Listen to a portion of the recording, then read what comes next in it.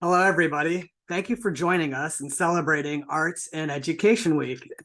My name is Tushar Swain, and I come to you today from Washington, D.C., which sits on the ancestral lands of the Anacostan, Piscataway, and Pamunkey peoples.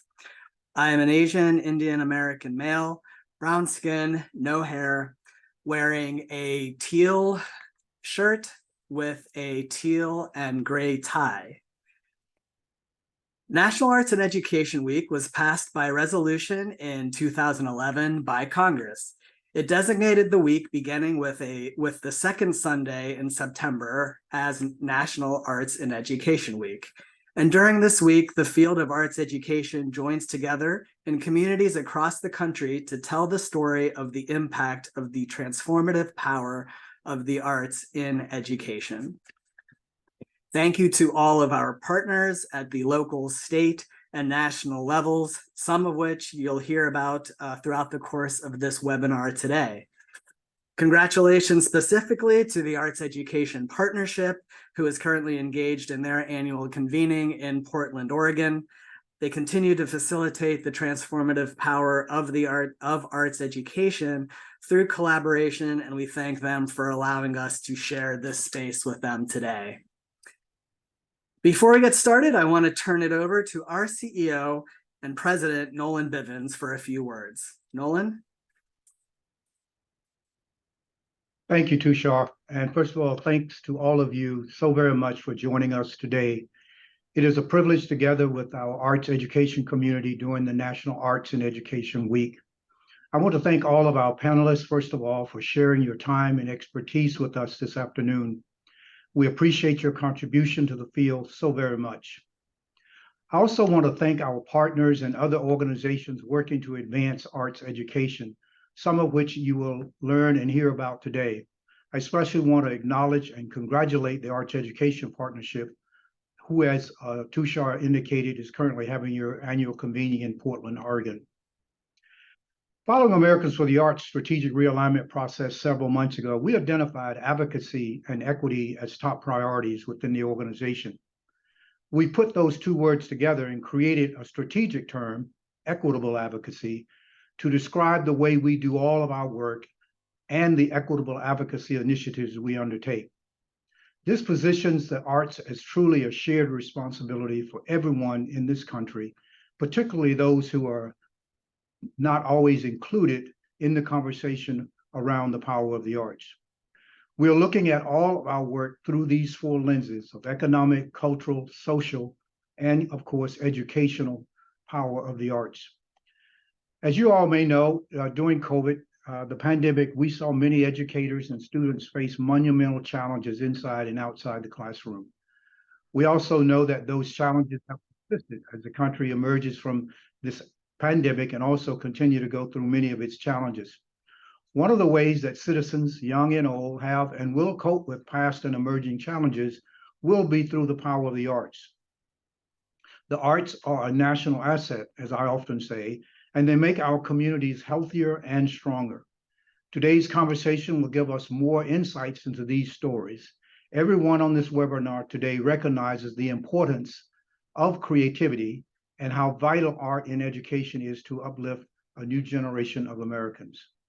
National Arts and Education Week reminds us that creativity is the heart of learning, and through the arts, we cultivate minds that will envision a brighter future for everyone. Together, let's celebrate the transformative power of the arts, education in particular, in shaping tomorrow's innovators, thinkers, and dreamers. Thank you so very much for being here with me. Thank you, Nolan, for your powerful words. A high quality and equitable arts education for all students is a shared endeavor that needs to involve arts educators, non-arts educators, administrators, and community partners. Our first panel of experts works toward that goal every day. Anna Marie Bellino currently serves as the coordinator of visual and performing arts for Stafford County Public Schools, where she works with 120 music, visual art, and theater arts teachers. She supervises the district's comprehensive arts program, leading numerous initiatives and adult professional learning experiences. Under her leadership, Stafford County Public Schools has been named a Best Communities for Music Education by our friends and partners at the NAM Foundation. She is the National Association for Music Education's chair of the Music Program Leaders Council, and is immediate past president of the Virginia Music Educators Association. Shout out to NAFME and VMEA, two great partners. Ashley McKinnon serves as the Director of Education Programs at the DC Collaborative. She served as a K-12 dance educator and teaching artist in the DMV for 10 years. Her membership in the Arts Administrators of Color Network and as an ambassador with Arts Education in Maryland schools shape her perspective on an equitable and diverse arts and humanities programming for our future generations. In addition to her professional work, she still performs as a dancer and honing her craft with the Breath Dance Project and Aftershock DC. Thank you both so much for joining us today. We very much value your expertise that you're going to give us. My first question is, how did you get involved in arts education? And what are some of the ways you've seen the arts positively impact students and their return to in-person learning? Ashley, I'm going to start with you.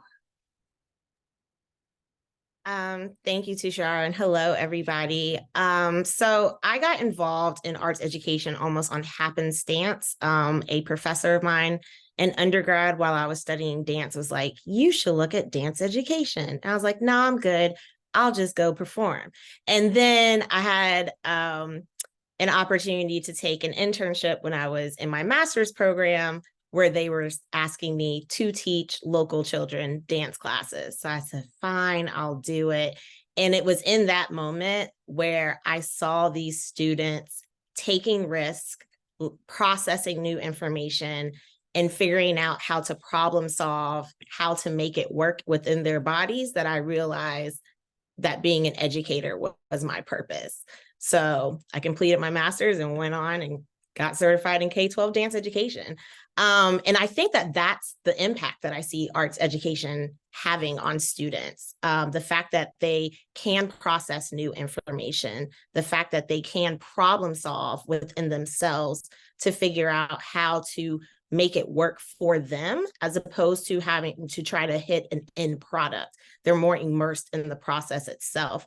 I think arts education also positively impacts students because they can fully submerge themselves in the art form to figure out what works best for them in terms of who they are, what they want to discover themselves as, and then what they want to ground themselves in. So even though I'm not in the classroom anymore, that's what I see happening even in my work on the nonprofit side. It's fantastic, and we'll be continuing that discussion on being back into in-person learning and why arts education is important. Anna Marie, I'm going to ask you the same question. How did you get involved in arts education, and what are some of the ways that you've seen the arts positively impacting students? So when I was younger, first of all, welcome and a hi to everyone. So excited to be here today. So when I was younger, I grew up, I had a ton of opportunities. I was really privileged in the very rural area that I grew up in, had a lot of opportunities to dance, to act, to sing, to play an instrument, to be an artist. And when I was in high school, I think many of us are inspired by our teachers or the artists that we work with. And that was, of course, my case. So I knew I wanted to be an educator, but I thought I might be a history educator. And then my high school choral teacher really just drew a love for me. And so that's how I ended up going into arts education, was a music educator. And now I'm really privileged to support all of the people in the arts in my school division in Virginia. And so for me, my lens as an art supervisor is that I see how students are seeking out art opportunities after not only during the pandemic and pre-pandemic, but after the pandemic. They are so connected to how they express themselves and their feelings and emotions that they can process through being in the arts. And I think that our arts teachers both in school, teaching artists, community arts organizations, really build our students in terms of teaching them how to express their feelings, but also how to build their identities. And I've seen students in the performing arts in particular really seeking out ways to reconnect with new peers, with each other, with their teachers, with their parents, with people in the community through the performing arts, because they felt so isolated during the pandemic.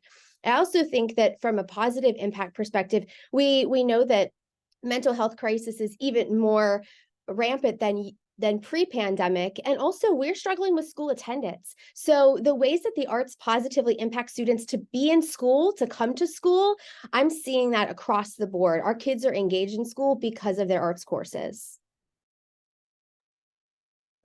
That's great. We've been talking again just about, the importance of arts education, particularly at this time. We also are seeing learning loss in other subjects such as math, English, science, and there has been a call to hone in on that learning loss and to address that. But how do we ensure that arts education is not set aside for learning loss in the other subjects, or in other subjects? I'll start with you, Anna Marie. So I think that something we're all seeing, at least in public education, is that because of the learning loss that our students have faced in all areas, not just literacy and math, but those, of course, are our federally mandated and tested areas. We are seeing different sorts of creative scheduling to address literacy and math deficiencies, learning loss, skill development. So one thing that we do in Stafford is we talk about, well, where is learning loss across the content area, and how do we all combat that learning loss, right? So we are doing some remediation in all content areas. I also think that in the arts education scope that we have to be at the table when these conversations are happening, right? So if we're not at the table, we're often on the menu. I know that many of us have heard that phrase before. And so it's really contingent upon us to also help come up with those creative scheduling solutions so that they support our art students, as well as build our struggling readers and our struggling, students in math and those areas that can be very important for accountability measures. I know that we also look at how we can ensure that arts instruction is strong and the quality is strong, but then how do we also integrate and how do we connect learning in other subject areas to learning in the arts? And we show some strength of how we can support those content areas while also teaching the standards and the curriculum that we have in arts education. And then lastly, I would say that learning loss is important across the board, but I think that we also have to look at the research that is out there in terms of how students in the arts think differently, solve problems more creatively, perhaps, right? And how we can connect to student art time is not detrimentally impacting time, their success in literacy and math by giving students time in the arts. Anna Marie, if I could just quickly follow up with you, are you able to implement some of those strategies that you're talking about in your everyday work, and what are some of those challenges?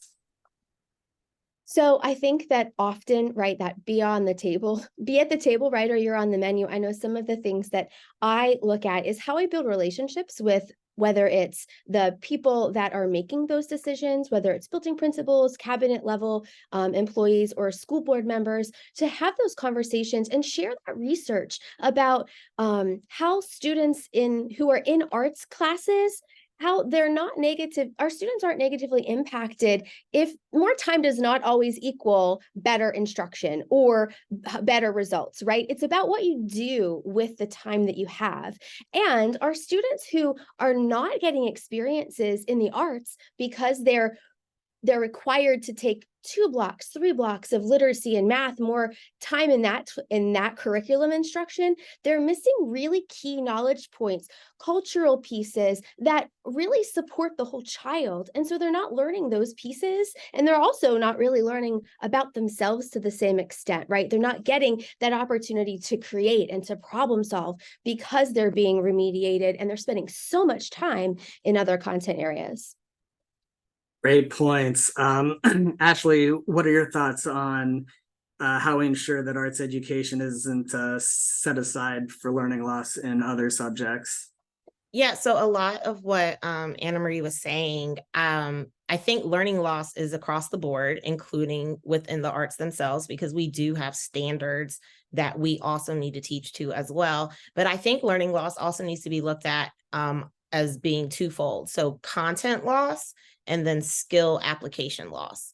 And I feel that if we are at the table and actually able to contribute while we're at the table, not just sitting and warming up a seat, but being able to show that the arts allow for content to be applied in different ways that traditional learning styles may not allow students to apply them. There's a lot of tangible hands-on experiences that allow students, as Anna Marie was saying, to think and to process information differently. I do think data collection on how art students learn and then how they actually apply their learning to other things outside of just the arts. I believe I learned a lot through dance education that I use in my normal life going to Target.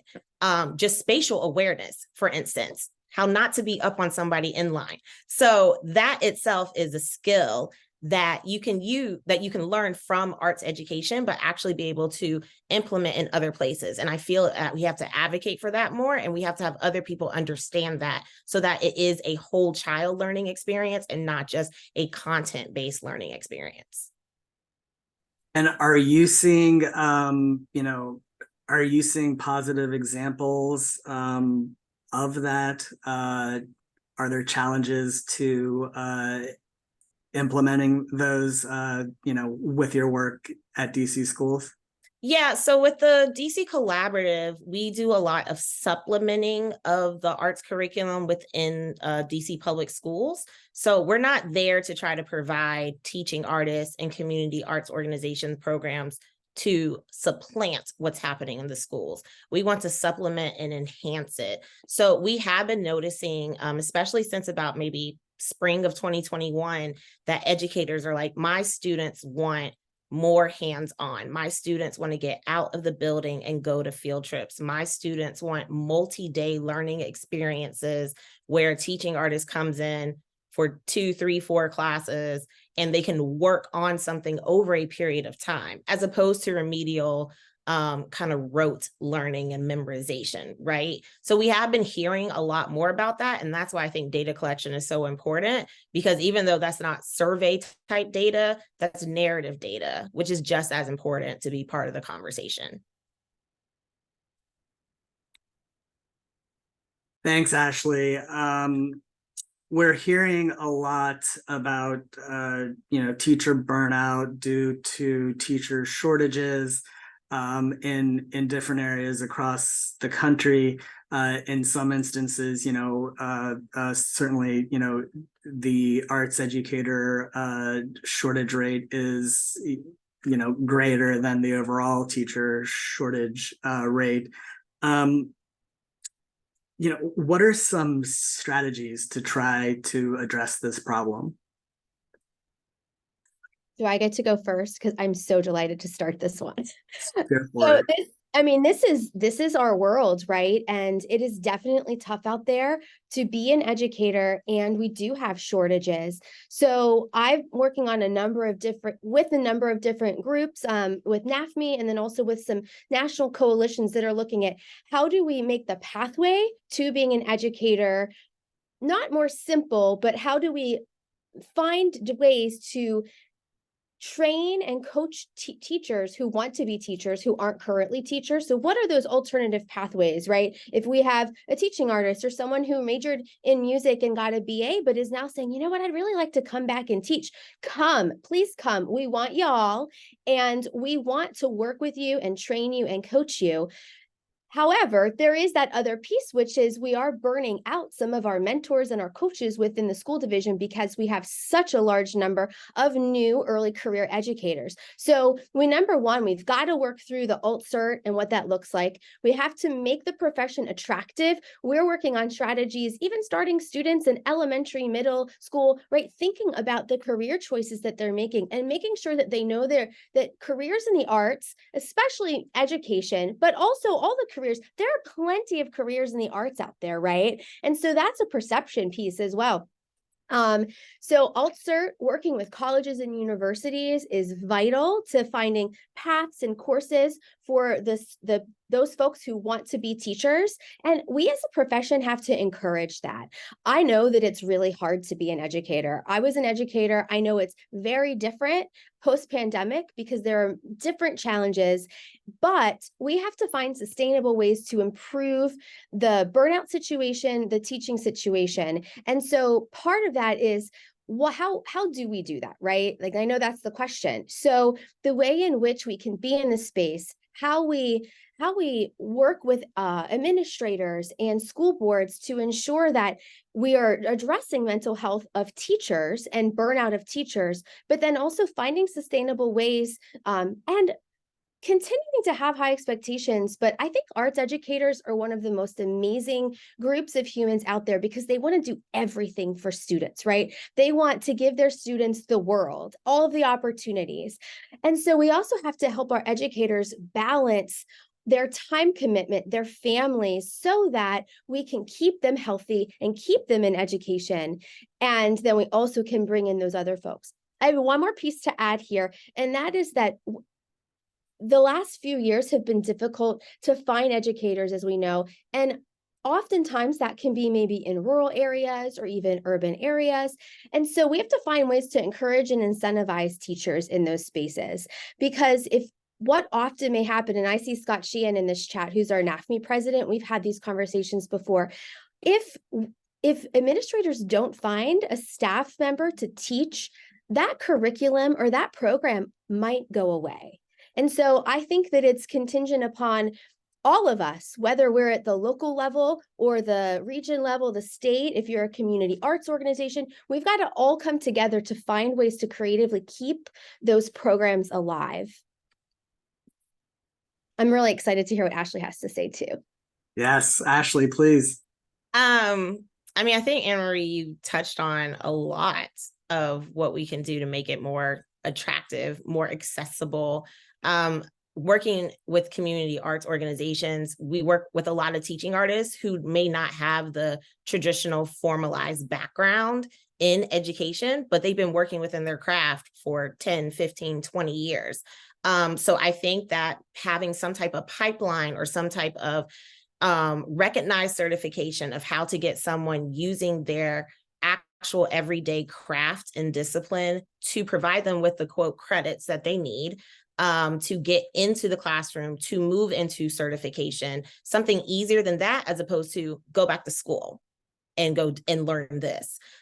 Because it's kind of like taking, like if you have military training and taking that experience and moving it into college credits already. So I think having some type of alternate path like that would work. I also think talking to administration, like principals and superintendents, about how to have teachers work with community arts organizations in a viable manner, so that there's a viable partnership and a long-term partnership in order to maybe train some, have a mentor visual arts teacher, train a teaching artist that knows their craft how to be a classroom teacher. So learning those pedagogical methods, grading, scope and sequence, all that great stuff that we love in education. So I think even being able to have viable, sustaining long-term partnerships with community arts organizations is another alternative method. That's yep, great stuff, and also great stuff in the chat that I'm seeing too, as it pertains to resources, etc. So please check those out as well. I'm seeing questions in the chat, and I'm going to try to combine it for your last question. How can state and federal governments support school districts as they navigate post-pandemic challenges, including mental health issues that some of our kids are facing today, and teachers?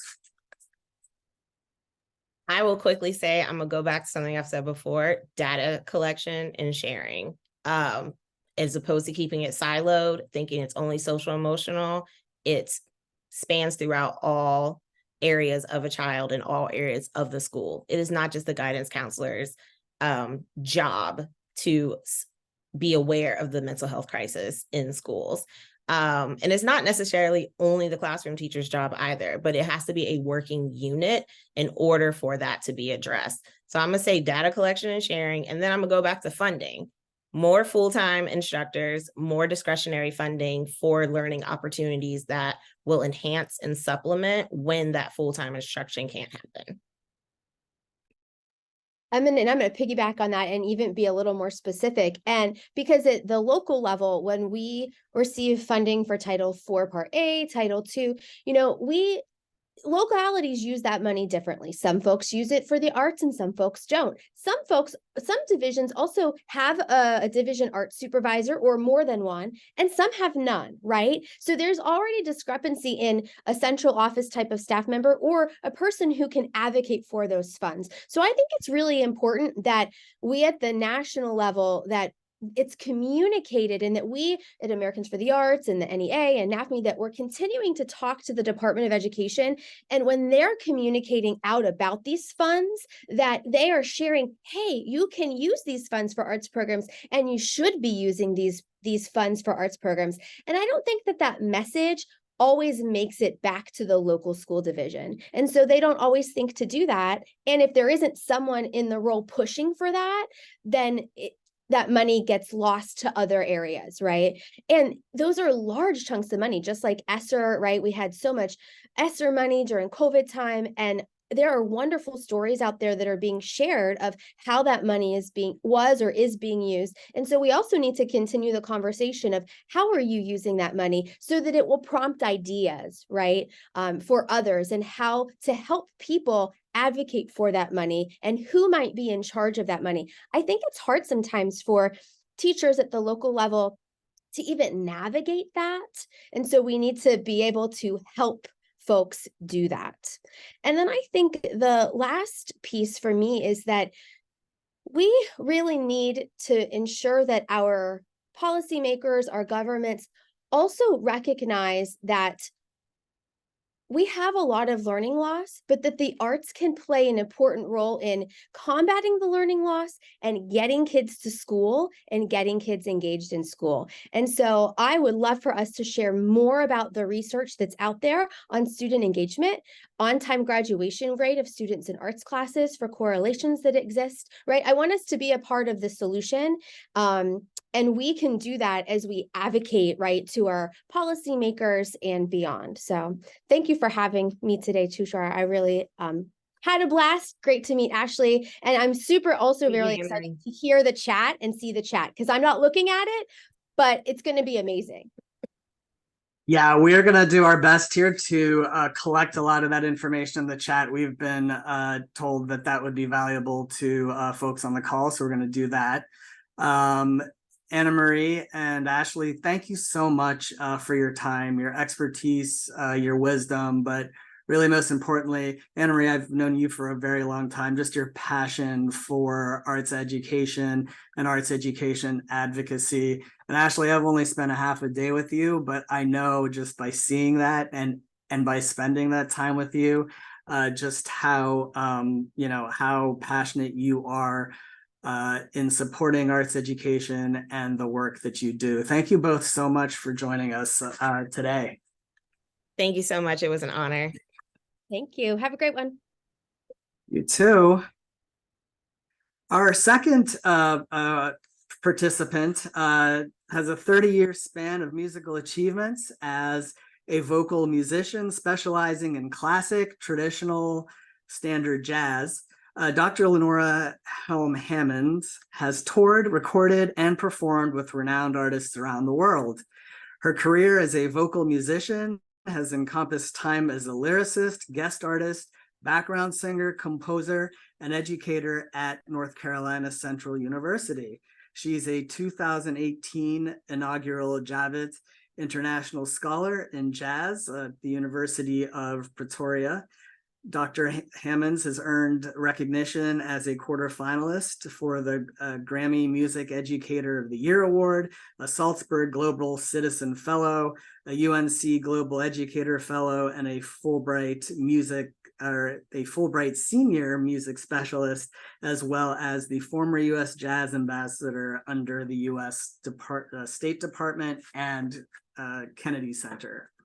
Dr. Helm Hammonds also currently serves on the executive board of our friends at the National Association for Music Education. Dr. Hammonds, how are you today?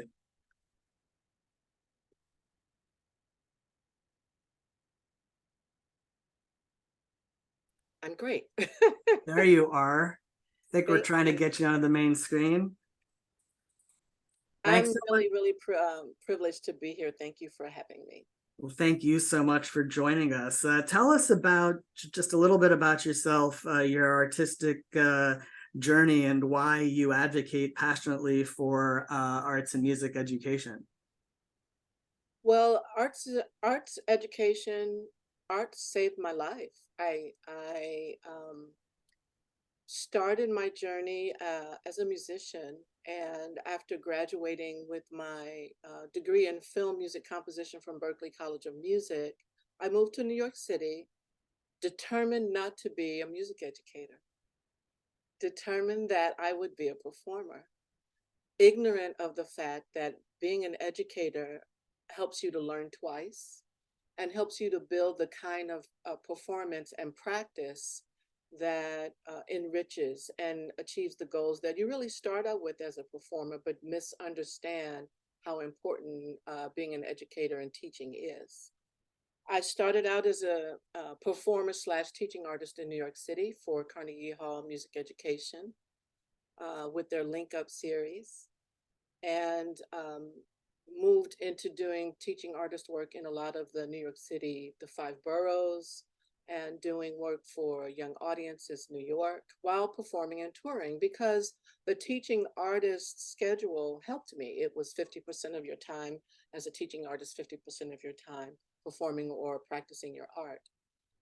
And that led me to work as an educator, because when I moved, when I came to North Carolina, where I currently work and teach, I came doing a masterclass and a performance. And in the masterclass, after the masterclass, I was asked to come to North Carolina Central University to help them begin or to grow their vocal jazz component of the Jazz Studies program. So I spent about 20 years as a teaching artist, really having a passion for bridging those two worlds of practicing your art and teaching, and had a lot of great relationships with classroom teachers, and began to understand how the classroom teacher and the teaching artist or the artist really need to work together for engaging audiences, whether they're K through 12 audiences or senior citizens, hospital audiences, in the world of the arts. The arts make us human. And so the conversation from the invitation I got at the Liberal Arts College, I'm in the College of Liberal Arts in the Department of Music. Now I'm department chair. And because I was a teaching artist, because I had that introduction to the marriage of those fields, I began my work here at the university and started a teaching artist certificate program, which gave me a micro credential to offer to artists of all disciplines. Dr. Hammonds, could you just expand upon that program? We have a lot of folks on who might be teaching artists. We've been stressing the theme that arts education is a shared endeavor. So I think they'd like to know a little bit more about that program, and then also, just your thoughts on ways to expand that throughout the HBCU community. Absolutely. You can, it's on our website, nccu.edu /teaching artists. And now it's supported. We got initial funding from National Endowment of the Arts as a professional development program to help the artists in our state. And we are partnered with the North Carolina Arts Council. It's a 3-semester all online program where you really learn how to understand the speak of a classroom teacher, or how to engage audiences, how to build your art into something in a package, a packageable way for people to understand what you bring to the table as a teaching artist, and how to organize your ideas and your thoughts in a creative way and in a very structured way, so that people have an opportunity to use you as a way to infuse their community and enrich the families that are in any particular neighborhood or community. Great, and we have actually dropped that into the chat. That'll also be available on our post resources as well. And I really encourage you to take a look at that. It's a fantastic work by you and your entire team there. U.S. Representative Alma Adams plans to introduce legislation on the week of September 26th, which is the White House's HBCU Recognition Week. I know that that's a bill that you've been tracking. And my question is how would Representative Adams' legislation, which would provide direct funding to HBCU arts and arts education programs, how would that legislation lower barriers for students of color in the arts and arts education space? It would be profoundly impactful. HBCU arts education departments or programs often are at liberal arts colleges, not in conservatories.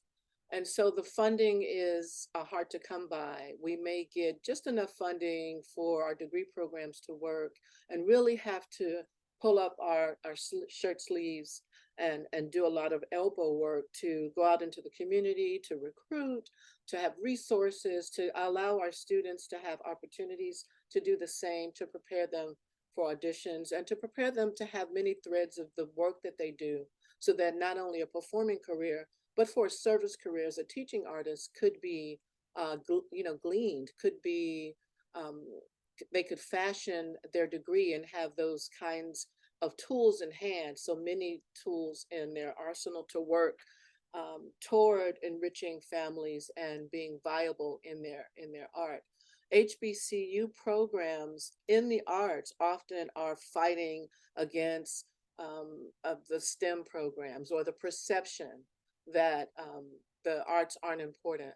So I really am grateful for organizations like yours, organizations like NAFME, where I have the privilege of working as an executive board member, to bring the idea about what HBCU artists need. So Representative Adams is our hero, and I'm really hoping that the work that she's doing can, people will fall on ears and hearts that really want to help us, so that I don't have to have a bake sale when I need instruments, or that we don't, that we can find spaces to have the arts happen.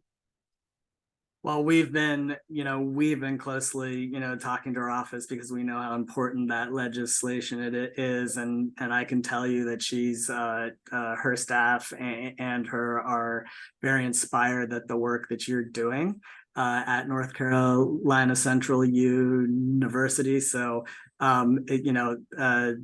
that's among the reasons why she thinks that legislation is important. And I know that you have to run, so I wanted to just ask you one final question, and that is diversifying the teacher pipeline important? And if so, why? And I did steal away some time. My dean was happy that I was here to represent our university, so I'm fine to stay. Diversification is really important. If you don't see yourself, you can't be it. You don't even know that it's something to be.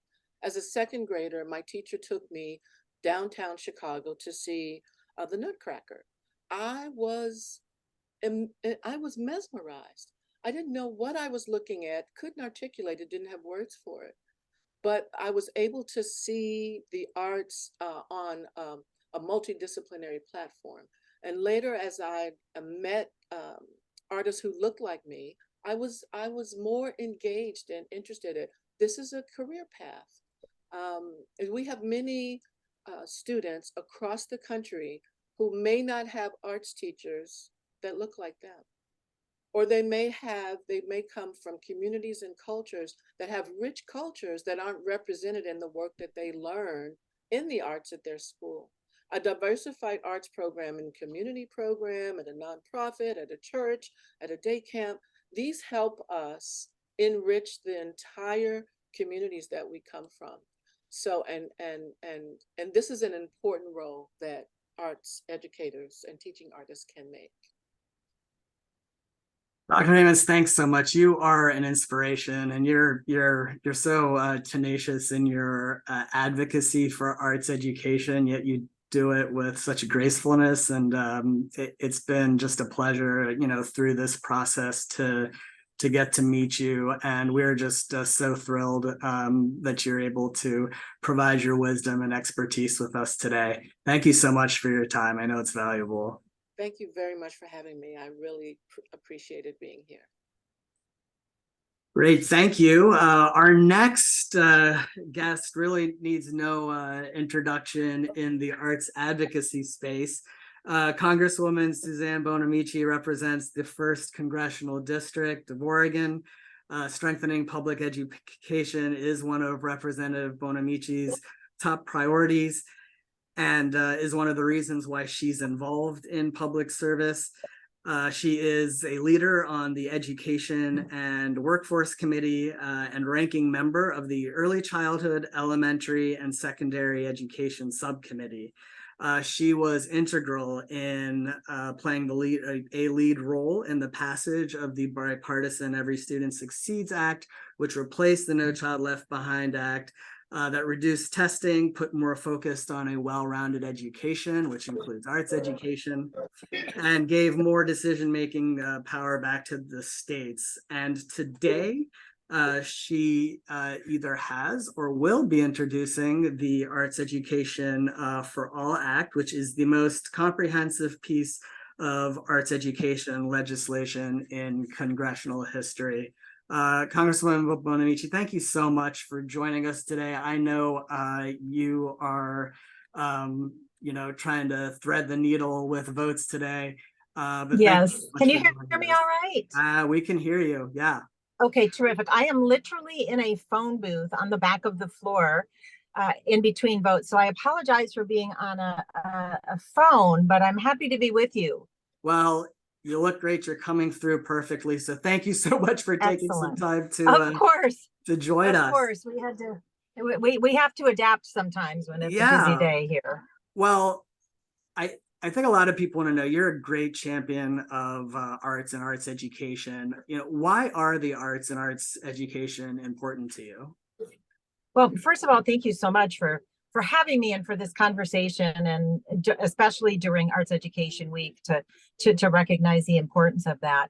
The arts are important to me for many reasons. I grew up with the arts in my home. My mother was a piano teacher and a painter, and she took my brothers and me to museums, and including the wonderful Detroit Institute of Arts. I grew up in Michigan outside of Detroit, where I learned about the labor movement from the Diego Rivera murals, for example. And then when I became a parent and then my own children were in school, I was the parent who was there saying, where are the arts? Why are there no arts classes or music classes or drama or band? And so thanks to my mom and the teachers I had along the way, I became a a strong advocate for arts and arts education. And so in Congress, I'm committed to working to close the gaps in arts education, because we know how important it is for every student to have access to the arts. I'm certainly tracking with you and seeing the importance of arts education for your kids. I've seen that myself firsthand too. How do you see your Arts Education for All Act having an impact throughout the country in the education system and on students? Well, the Arts Education for All Act is really about equity, because we know that students who come from families who have resources or families who are artists, they will have exposure to arts education, but not everyone will. And that's a tremendous loss of opportunity and a tremendous loss of potential. So what the Arts Education for All bill does, and I just want to back up a step and say that the federal role in education is really about civil rights and equity of opportunity. So closing those gaps for students who do not have arts education. So it starts in early childhood. It covers K-12 and also in the juvenile justice system, where we know in all of those places, arts education makes a big difference. So what the bill does is that it clarifies all the existing funding streams in early childhood in K-12, particularly through the Title IV grant program. I heard you mentioning the Every Student Succeeds Act, which was the leaving behind No Child Left Behind was a big step. I actually got a STEAM amendment into that. I know you were talking about STEAM earlier. So in each of those areas, it clarifies all of the funding that can be used for the arts. And then it emphasizes the need for data and professional development. The data we can tell, and what most of us already know is that the arts and arts education are important, but the data will help make that case. And then we also know that professional development is essential. Art teachers, professional development is important for them, but also arts integration. And arts integration reminds me of STEAM, and it was 10 years ago that I founded and started the Bipartisan Congressional STEAM Caucus, because I also serve, in addition to the Education Committee, I serve on the Science Committee. And a lot of people were talking about STEM, but we know that the STEM fields, science, technology, engineering, and math, are enhanced with arts integration. So that's important as well. So I'm very excited about the legislation. I will be introducing it when I get off of this webinar, because I want to make sure it's done during the Arts Education Week. Well, then we won't keep you much longer. What's the best way for advocates to support Arts Education for All Act? Well, the best way is to reach out to my office, and I'll ask one of my team to get the contact information out there. Reach out to my office. We have many organizations supporting already. We are reintroducing this, and we built a lot of support before that. We're working on getting bipartisan support. So if I'm a Democrat, if your representative is on the other side of the aisle, there is absolutely a case to be made for this to be bipartisan. And I'll tell you why, a couple of reasons why and why it's so important. First of all, we know, and research shows, that arts education helps students do better in fields like reading, math, writing, and those are important fields. Those are important courses of study, and whatever we can do to help students improve in those, and especially with arts education, giving them a way to show creativity and individuality. So the business community, this is part of the reason for the STEAM Caucus as well. The business community is looking for creativity. They're looking for people with empathy. They're looking for people who can communicate and figure out new ways to solve problems and collaborate, and importantly, talk with people who have different views. So that's a case to be made.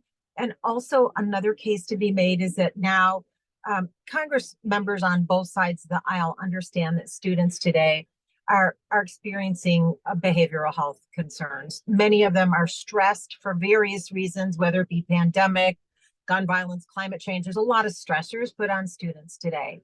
The arts can help heal. and they can help bring people together. And that we need that more than ever. And when we have equity in arts education, that's when we really make a difference across the country in urban and suburban and rural areas. And I just want to emphasize to everyone listening that this is not just for urban areas. It's not just for big school districts. It's really for every student, because again, there's a tremendous potential there to get arts education to everyone and see not only education improve, but we're going to have a more compassionate, informed, understanding humanity and society. Well, that's a wonderful answer, and I'm glad you said that, because the importance of trying to get a Republican co-sponsor as well as a co-sponsor in general, because we're going to be dropping into the chat a call to action on behalf of all of our organizations and partners, Wonderful, advocates, to get them to reach out to their member of Congress to support this piece of legislation, because we know how important that it is to our education and the. It's very important. I'm going to have to run to get it to, or I'm going to miss the vote. But thank you so much. Thank you for all you do. And please ask your members of Congress to sign on to the Arts Education for All bill. And happy Arts Education Week. Thank you. Thank you so much for joining us. Thank you. And so, like I said, we are we're going to be dropping, if we haven't yet, into the link a voter voice campaign where you can reach out to your member of Congress to support the Arts Education for All Act. Very easy to do. Just click on the link and put in your information, and it will populate the correct member of Congress for you to reach out to. So we hope that you'll take part in that. And we'll also be sending that out post-webinar for you all as well. And our last expert participant is Jim Palmerini, who is the director of the Arts Our Education campaign. He also serves as director of visibility of the STEAM Education Initiative, and the Innovation Collaborative. He was the education and policy advisor for our friends and partners at Educational Theater Association, and a key advisor on the creation of the theater standards for the 2014 National Core Arts Standards. Jim, I'm going to turn it over to you. We know that it is Arts and Education Week, and advocacy is huge, but we know that advocacy continues after Arts and Education Week. So tell us how we do that. Thank you, Tushar. I'm really so honored to be here with such a distinguished panel and inspired. So I'm going to, as unawkwardly as possible, share my screen and begin my presentation. So the Arts Our Education campaign is an advocacy initiative that seeks to connect and support teaching professionals, students, and parents and advocates that believe in the value of arts education for every child. You heard so much about that today. Throughout this presentation, our wonderful tech support will be posting links into the chats to some of the different website pages, research, and content that I will be referencing. The first of which is the Arts Our Education homepage in the first place. Towards that end of the presentation, we're going to be also adding a link to a Google Doc that includes a comprehensive list to the web pages and research and articles that I cite. So, NCAS is the sponsor, that is the National Coalition for Arts Standards of the AARE campaign. That includes also Americans for the Arts and all of the major arts service organizations that I'm sure so many of you are familiar with. NCAS is a collaboration that really pushes for all standards to be recognized in all pre-K through schools throughout the country. Arts Education asserts that all well-rounded subject areas under arts, under the Every Student Succeeds Act. That is, dance, media arts, music, theater, and visual arts should be taught by certified professionals in partnership with community arts providers, as you heard a little earlier by our presenters. So ARE is a website-driven initiative featuring a wide range of downloadable tools and resources intended to serve advocates in their efforts to raise awareness about the value of arts education. I want to honor your time today, so we're not going to cover everything you see here, but I do want to share with you details about 4 important arts, our advocacy resources that are circled here. The Pledge, the Arts Education Challenges and Talking Points, the Welcome Back Arts Educators, and the Activate Federal Funding page. The Pledge asserts that the arts are part of a balanced education and as signatories to commit to supporting equitable access to arts education that includes instruction in all arts areas. Anyone or any organization can sign this. It takes a minute or 2 to do it. So if you are inclined to do so, please consider signing the pledge and become part of our advocacy community today. The annual ARE Welcome Back Arts Educators page, the letter released just last week to schools throughout the country began the 2023-24 school year, is endorsed by 7 major arts education service organizations, including Americans for the Arts. It thanks the Arts Educators of America for their past service to the field and for their continued professionalism and commitment to the students during an incredibly challenging time for education and our country in general.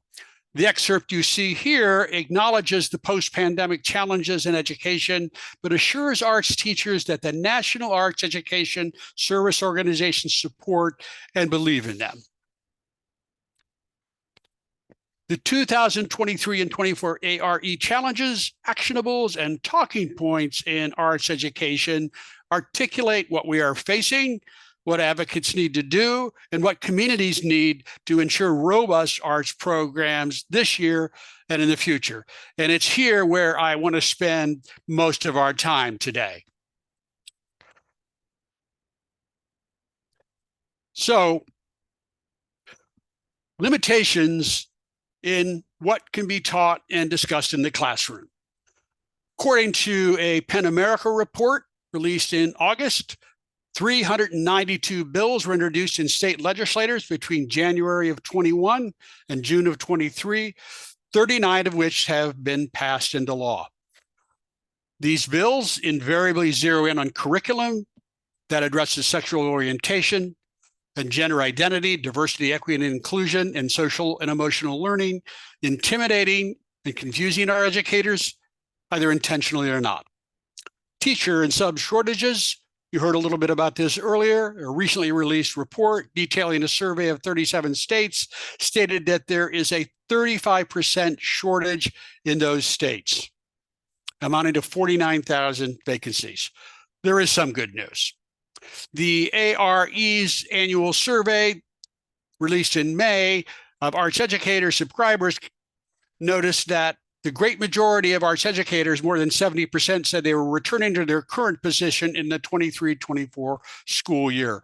Post-pandemic instructional needs and learning loss and remediation, the ARE survey found that the majority of arts educators do feel that they have the resources to help students catch up on the skills and knowledge they did not receive during the height of the pandemic. And I was so pleased to hear about the notion that the arts are not just important, but really essential to helping students really move back into the full range of academic excellence.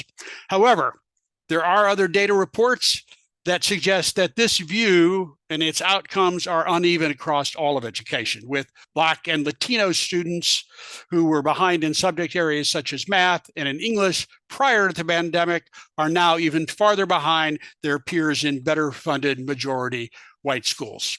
Funding challenges for arts education.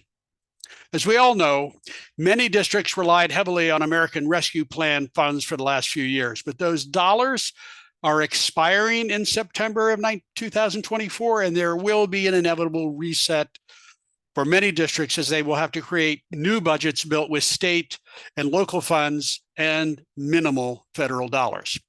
As always, such moments put arts education programs at risk. We know this based on a misperception of their value and of the federal law, the Every Student Succeeds Act, ESSA, which embeds music and other arts areas as well-rounded subject areas. Inequitable support for all learners. A 2019 report by the National Arts Education Data Project calculated that there were more than 2 million students nationwide who simply don't have access to arts education at all. And this is pre-pandemic numbers. So the assumption is that those numbers have likely worsened. Unbalanced support for student well-being. According to the National Institute for Mental Health, suicide was the second leading cause of death for teens and young adults 15 to 24 in 2020. And for the same year, the Center for Disease Control and Prevention reported that nearly 40% of high school students reported feeling sad or hopeless in the past year. So the question is, what can advocates do to address these issues? What we're asking is that they and you embrace the Arts Our Education campaign. Join us in this grassroots effort. Speak with district school leaders about the power of arts education. To quote the Americans for the Arts chief research guru, Randy Cohen, no data without stories, no stories without data. Together, personal stories and reliable research shared with decision makers, and this was mentioned earlier, create a powerful statement about why and how arts education is critical to the well-being and academic success of every student. Not an extra, not an afterthought, but essential. Support the arts education staffing and resource needs of schools and district schools. Not sure how to do that? I'm going to make a recommendation. Try a mapping exercise using the arts discipline-specific opportunity to learn standards created by the National Coalition for Arts Standards organizations. You can find these on the homepage of NCAS. You'll see the link. Help to nurture student well-being through arts experiences by cultivating strong partnerships with the critical friends responsible for delivering arts education. School-based educators and their leadership, community arts providers, and yes, teaching artists. Encourage school districts to apply for federal funds to support arts education. Well, again, rescue plans are going away. There are still federal funds specifically available for arts education, particularly in Title IV, Part A. You heard Representative Bonamici mention this as part of the Arts Our Education Act, that it will make that clear, along with some other areas that arts education is eligible for funding.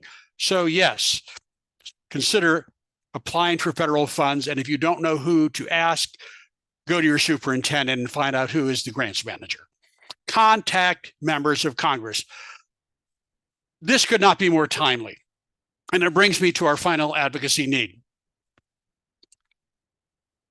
Congress, as you probably all know, is at an impasse, struggling to come with a budget agreement at the end of this month with 12 separate appropriations that will need approval, including funds for education. In June of 2020, the House Labor HHS Education Appropriations Subcommittee approved its funding bill for fiscal 2024, which includes major cuts to education programs. The bill would provide the U.S. Department of Ed with $57.1 billion in discretionary funding, which is $22.5 billion decrease below FY23 funding and falls $33 billion short of the president's request. It's so hard to talk about these dollars, I stumble over the numbers. This is the lowest funding amount allocated to education since 2006 and will have devastating impacts throughout America's education system if enacted. To help education advocates push back against these proposed cuts, Arts Our Education includes a voter voice page graciously provided by NCAS member of the National Association for Music Education that allows any individual to directly write their representative in Congress asking them to support federal funding for arts education. This page urges advocates to add their own personal story and an adaptable letter that makes the case for the funding areas and others that I just mentioned. Here is your opportunity, along with supporting the Arts and Education Act, to make a direct ask to Congress at an extremely critical time. So please consider doing so. So I will leave you to review these ARE talking points that are the foundation of this campaign and say this in conclusion. It's really easy to say that we are in a moment that is extraordinarily important for this issue or that, but given the challenges that education is now facing, I believe this is true today. And yes, arts education is not only a well-rounded subject area under federal law, as important as any other academic area, but you're here, and I know you know this, but it is a critical component to helping our students become the empathetic human beings we so need them to be in our diverse and divided country today. So at that, thank you for joining me here today. I'd be happy to answer any questions or comments you'd like to share. If you have ideas about what our education ought to be doing or could be doing better, please reach out to me at artseducation@gmail.com. Thanks so much. Back to you, Tushar.